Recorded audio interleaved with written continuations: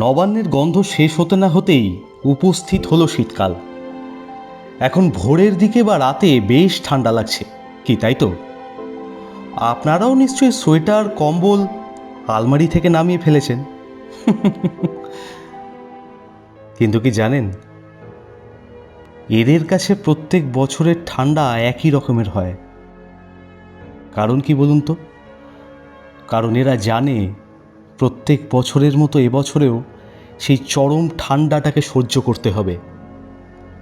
রাতের হিমেল হাওয়া থেকে বাঁচতে আছে একমাত্র চাদর, তাও আবার ছেঁড়া, যার মধ্যে বিট্টু, তার বোন পিঙ্কি ও তাদের মা একসাথে নিজেদেরকে জড়িয়ে ধরে রাত কাটিয়ে দেয়।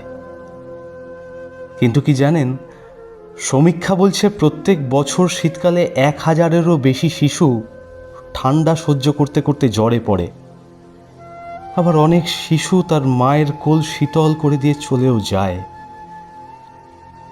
আচ্ছা, এবছর আমরা পারি না আমাদের একটু ভালোবাসা ও সাহায্যের উষ্ণতা দিয়ে তাদের ভালো রাখতে? অন্তত একজনের দায়িত্ব নিন সোয়েটার বা কম্বলের। এই শীতে আর চোখের জল নয়, উষ্ণতার হাসি আনি সবার মুখে।